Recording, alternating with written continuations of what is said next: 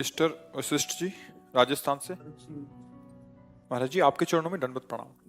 महाराज जी, मैं पिछले कुछ समय से आपका सत्संग यूट्यूब के माध्यम से सुन रहा हूँ। आपको सुनकर जीवन में बहुत परिवर्तन हुआ है। नियमित रूप से राधा नाम जप करने का भी प्रयास रहता है। महाराज जी, मेरा प्रश्न है कि मैं नाटक सिनेमा में अभिनय करता हूँ और मुझे भिन्न भिन्न प्रकार के किरदार करने का अवसर मिलता है। कुछ किरदार कभी कभी ऐसे भी मिलते हैं जो भगवत मार्ग और आपके सत्संग के बिल्कुल विपरीत होते हैं। महाराज जी, कृपया मेरा मार्गदर्शन करें कि मैं अब क्या करूं।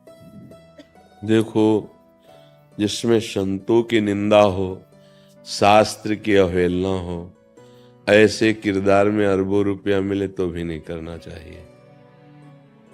हाँ, राजा रानियों के नाच गाने के और संसार को लुभावने के नाटक कर रहे हो, कोई परेशानी नहीं। नाम जप कर रहे हो, अच्छे से अच्छा या बुरे से बुरा रोल करो। जैसे विलियन भी नहीं हो तो क्या कहते हैं, विलियन नहीं, तो आप रोल कर रहे हो, आप गंदे आदमी थोड़ी हो। लेकिन नाम की निंदा हो रही हो, साधु की साधुता का उपहास हो रहा हो और धर्म विरुद्ध आचरणों के, तो हमें लगता है कि उसका पतन हो जाएगा, उसका पतन हो जाएगा। तो आप इस पर निर्णय कीजिए, आप इस विषय पर स्वयं निर्णय कीजिए।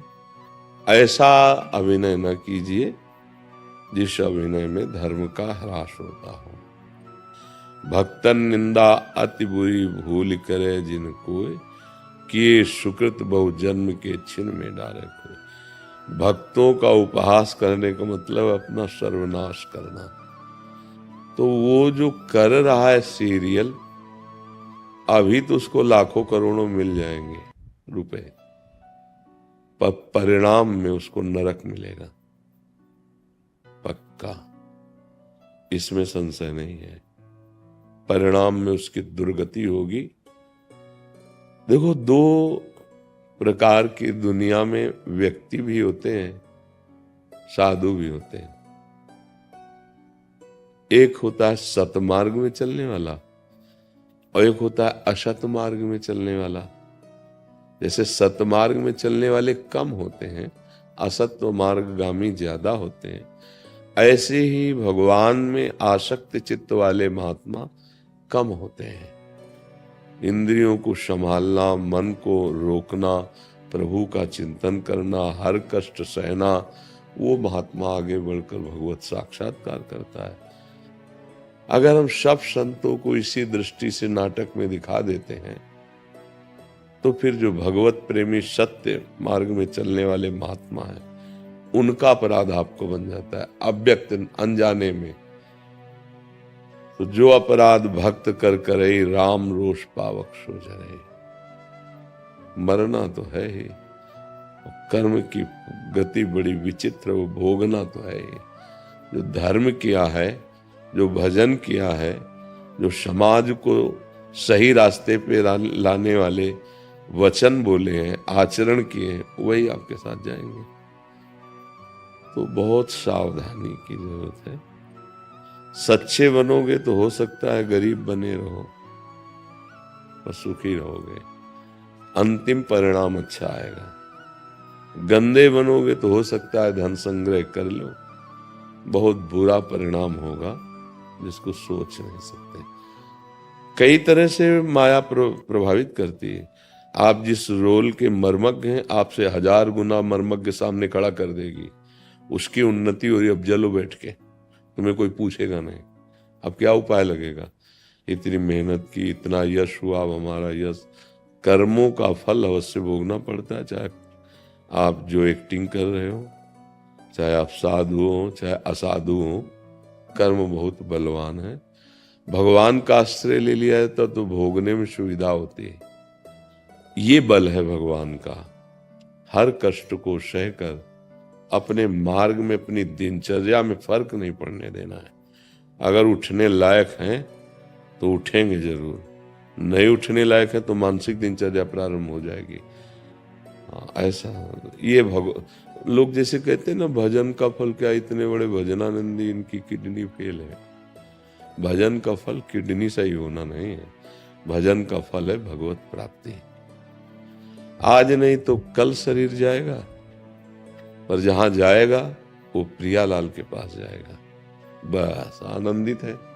जय दिन कट रहे हैं, कटने दो, जाना तो श्यामा श्याम के पास। हाँ पक्का, ये तो मतलब हृदय में आ जाता है ना कि अब हमारा काम पूरा हो गया। किसी के प्रमाण की जरूरत थोड़ी होती है। प्रमाण मनम, मन से प्रमाण। अब जैसे बहुत गंदगी रही जन्म जन्मांतरों में, तो फटाफट धुलाई हो रही है। पर इस भोग ने क्या किया, कृपा कर दी, पूर्ण रूप से श्री जी के आश्रित कर दिया। कहीं न कहीं साधु को साधना का भी बल होता है, अब वो भी बल गया। अब केवल इतना बल है कि लाडली आप ही होंगे, आप ही सुना सकते, बस पूर्ण अंतःकरण केवल श्यामान श्यामान। तो ये हमें फल मिला, यह असाध्य रोग हमारा भजन बढ़ाने वाला पार्षद बन गया। हाँ, कहीं भी मन जाने की बात सोचे, खान पान कहीं भी, सम्मान यश कीर्ति, तुरंत वो पार्षद बोलता है हम हैं होश में, कभी भी छूट जाएगा होश में, तो राधा राधा राधा राधा राधा राधा हर समय नाम। तो देख लो भैया, ऐसा कोई रोल मत करना जिसमें संतों की निंदा हो और धर्म विरुद्ध। जैसे कुछ लीलाएं बनाई हैं फिल्म वालों ने, मंदिर की अवहेलना, ठाकुर का उपहास, भक्तों को मूर्खता साबित करना, गंदे आचरणों को प्रमाणित कर देना। जैसे हस्तमैथुन आदि है ना, इसको कहते हैं ये सहज है। उसमें लिखा था कि आप तो इसका निषेध करते हैं, ब्रह्मचर्य पुष्टता की बात करते हैं, और यहाँ तो खुला कहा जाता है कि ये नेचुरल है, फ्रस्ट्रेशन क्या, ये उसको हटाने के लिए बहुत अच्छी औषधि है। डॉक्टर सपोर्ट करते हैं और आप मना करते हैं।